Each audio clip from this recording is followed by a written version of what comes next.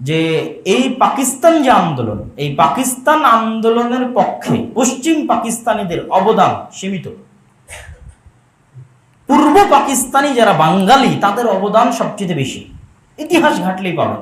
ধরেন পাকিস্তান প্রস্তাব 1935 সালে লাহোর প্রস্তাব সর্বপ্রথম কে পেশ করলো ব্রিটিশদের সামনে? শেরে বাংলা একে বলল।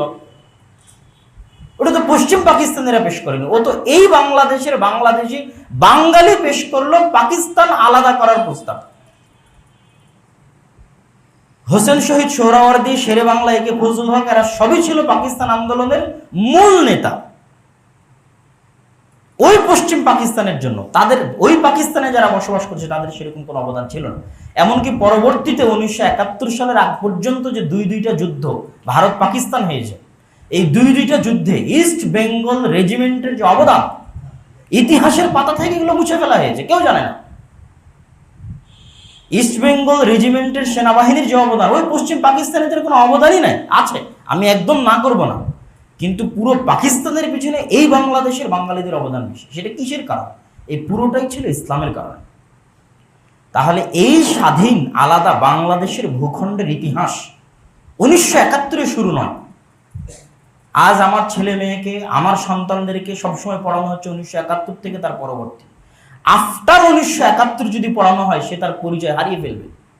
ও হিন্দুদের সাথে মিশে যাবে, তার আদর্শ, তার সংস্কৃতি, তার চলাফেরা হিন্দুদের সাথে মিশে যাবে। তখন সে বলবে হয় আমি জাতীয়তাবাদী, না হয় বলবে আমি ধর্মনিরপেক্ষতাবাদী। কিসের ধর্মনিরপেক্ষ, কিসের জাতীয়তাবাদ? এ বাংলাদেশের প্রতিষ্ঠা তো জাতীয়তাবাদ দিয়ে হয়নি, এ বাংলাদেশের প্রতিষ্ঠা তো ধর্মনিরপেক্ষতাবাদ দিয়ে হয়নি, এই বাংলাদেশের প্রতিষ্ঠা তো শুধু ইসলামের কারণেই হয়েছে। এটা পুরো ইতিহাস প্রথম থেকে পড়ে আসতে হবে। গৌড় রাজধানী তো বাংলাদেশে, ইখতিয়ারউদ্দিন মতিন বখতিয়ার খিলজি তো বাংলাদেশ জয় করেছে, স্বাধীন সুলতানি শাসন আমল তো বাংলাদেশে, ব্রিটিশ বিরোধী আন্দোলনের অবদান বাংলাদেশে, পাকিস্তানের পক্ষে আন্দোলনের অবদান বাংলাদেশে, বঙ্গভঙ্গের বিরুদ্ধে আন্দোলনের অবদান বাংলাদেশে। এগুলো পুরোটাই ছিল শুধু ইসলামের কারণে। এই পুরো দীর্ঘ সময়ের ইতিহাসকে আপনি মাটির নিচে পুঁতে দিবেন আর 1971 থেকে ইতিহাস শুরু করবেন, এই জাতি টিকবে না, ধ্বংস হয়ে যাবে।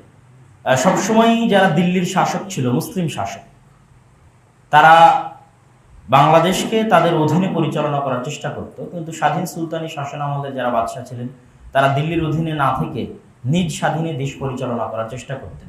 এই জন্য মাঝে মধ্যেই মুসলমানের যুদ্ধ লেগে থাকতো। ইতিহাসের পাতায় যার বহু প্রমাণ আছে। দিল্লির রাজা বাদশাদের সাথে বাংলাদেশের রাজা বাদশাদের, স্বাধীন বাংলাদেশের রাজা বাদশাদের।